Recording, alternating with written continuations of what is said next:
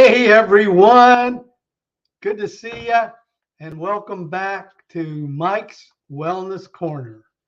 I've been gone a little bit, had a little travel to do, and a couple other things that kept me busy, so haven't been on in a couple weeks. But now I'm back, and boy, did I ever have an eye-opening experience this morning. My wife and I are having our daily devotionals, and while we're having her coffee, she goes, "Can you believe it's February 28th?" And because this is a leap year, we got one more day of February, but 2 months of 2024 are over. Can you believe it? It's simply amazing that it's, whoo, there it went. And here we are getting ready to usher in March in a couple of days. So if you can see me and hear me okay, type a Y or a yes in the comments. Just wanted to make sure that we're coming through loud and clear. And today I've been thinking about a subject, and I had an opportunity to sit down with some wellness experts and people that are working in the wellness field. That one owns a day spa here in our local area. Another one is in the traditional Western medical field as a nurse practitioner. And so we were having some discussions about different issues. And one of the things that came up in our discussion was inflammation. And I was asking them, when you speak to your clients or you speak to your patients, do they consider inflammation a friend or foe?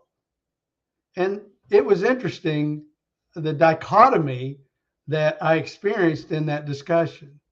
Well, inflammation can be both. Inflammation is a much needed part of our human existence, because when there is a damage or an injury to the body, inflammation shows up there to help repair that. But then if it persists, or if it happens to come about without any alarm or any instance of change in the human body, then it can most definitely become our foe. So we have to keep that in mind. So it's just really interesting in that discussion. But one of the things that one of the people in our discussion brought up was that worldwide, 3 out of 5 people die from some incidents of chronic inflammation and chronic pain, and all kinds of diseases that come from that. But in my mind, I'd always thought that cancer was the number one killer, but it's not. I mean, cancer might be end up being a form of the disease that ultimately causes a patient to lose their life, but it literally 3 out of 5 people in the world are dying from issues related to inflammation. So one of the questions that came up in our discussion, because I gave both of these people my new ebook that I've just produced, and I'm so proud of it. It took some time, and I collaborated with some people, and especially a lady that's been into health and wellness. Mostly she's been into fitness over the last 20 years or so. And so we collaborated on a new ebook, and I'll share with you what it is: Reducing Inflammation Without Medication. And I'm very proud of it and the end product. So we make that available to folks as it's probably $100 value. I say it's a $49 value. If I sold it or marketed it, I would charge $49. However, it's a item that we provide as a value added for our belief that we can help people reduce their inflammation without medications. So one of the tips in there that we talk about is, reducing that inflammation without medication is incorporating anti-inflammatory foods. And if you keep this tip in mind, instead of going to the grocery store and doing your regular shopping up and down the aisles, go around the outer edges of the grocery store. The outer edges are going to include the produce department, where you can find the avocados, the blueberries. And by the way, the darker the blueberry, the better. It's so good, the anti-inflammatory, but the oxidants that are included in blueberries are just incredible. So those are just a couple examples. Eating oily fish, eating salmon, staying away from fried foods or especially fast foods is a good tip. But the one of the tools and the 5 tools that we include in our reducing inflammation without medication is incorporating anti-inflammatory foods into your diet. So the next step that I want to discuss this morning is manage your stress. And I am the poster child for stress. The majority, 90% of my adult life was completely stressful, from being a professional musician to being a music teacher where I was under the gun to perform at football games every Friday night, do concerts for Christmas, do concerts for spring, do competitive music events in the springtime of the year. And it was from summertime when the students came back for band camp as a band teacher, all the way to the end of the year. There was some kind of performance stress or demand on me and those students all the time. So I lived under the gun. And then when I got into business, I exerted my own stress to perform, to win, to provide for my family more financially than I could have when I was teaching. But it was just self-exerted, unnecessary stress that I put on myself.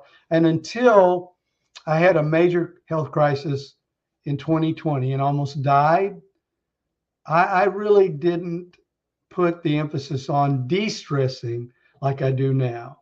I spend a good portion of my day, a minimum of 2 hours, in de-stressing and deep breathing and closing my eyes and giving thanks to my Lord above and just breathing and relaxing and visualizing me as a better person, me as a healthier person, me as a more productive, contributing person to society. So anything you can do, especially just sit down, close your eyes, breathe deeply through your nose and out a few times, even if it's 5 minutes.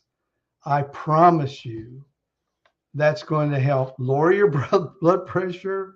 It's going to help calm everything, and you won't take the day, yourself, and life so seriously.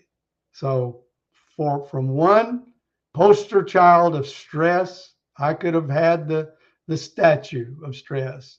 I might not be alive, but I would have the statue for the king of stress. So please stop, take some time to breathe, and enjoy the moments that we are granted every day on earth. Finally, let's get some regular exercise. And, it doesn't have to be strenuous. It doesn't have to be what I'm doing now. I never would have dreamed 4 years ago on March 14th when they carried me out of this house on a gurney.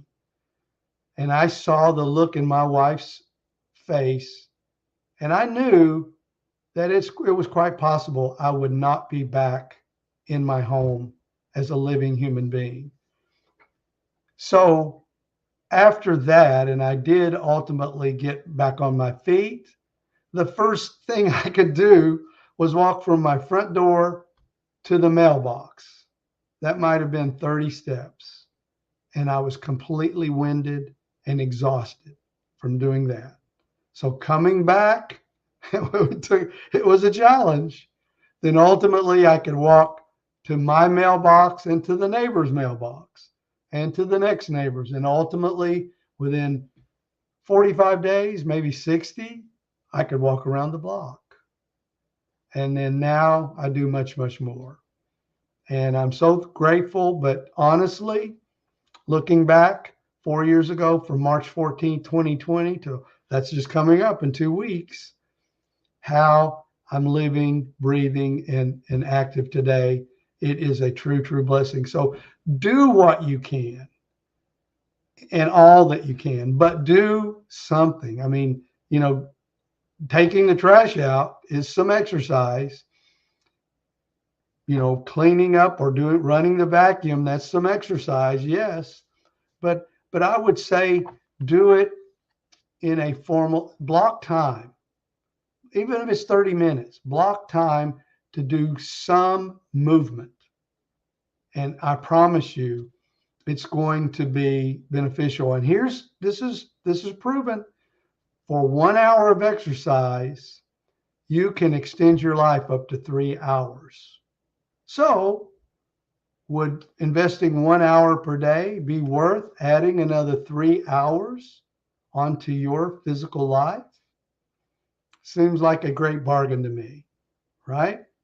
So thanks for popping in. And if you're watching the presentation live, put hashtag live in the comments, or if you're watching it on the replay, put hashtag replay.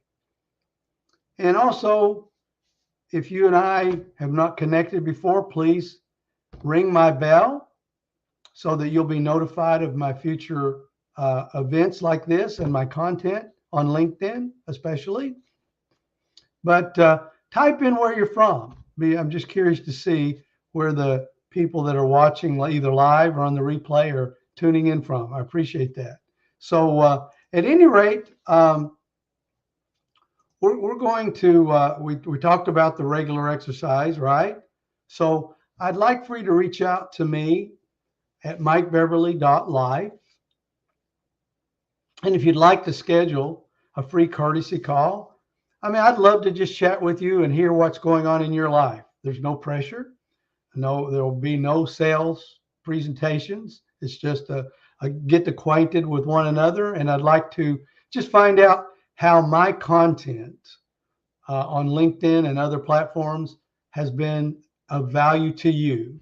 And then if there's people there in the health and wellness space, I would like to chat with you about the possibility of being a guest on the Warriors of Wellbeing podcast. Very proud of that podcast. It's almost 2 years old now. This coming up this July, and we're excited about a lot of the wonderful guests that we've had from all realms of health and wellness.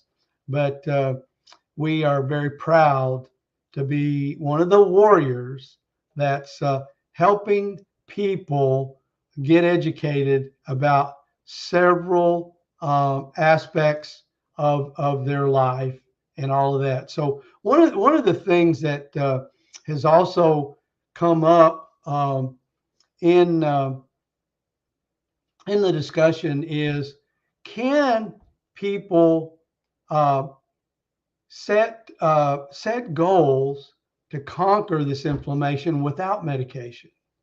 Because so many times, and one of the discussions also that I had with my two wellness colleagues was that seems like a lot of times people do become dependent on one drug protocol after another.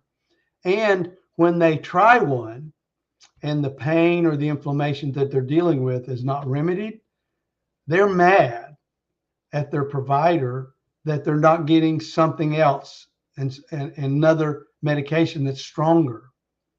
And while they may be considering some alternative methods like anti-inflammatory foods or exercise or other things of that nature, they're truly dependent on medications and those drug protocols. So my goal is to help people be aware of the different ways that they can participate in alternative wellness and different goals of that nature, and maybe find an answer to their long-term challenge with inflammation. So if you'd like to participate, learn more, feel free to download my free, valuable ebook, Reducing Inflammation Without Medications.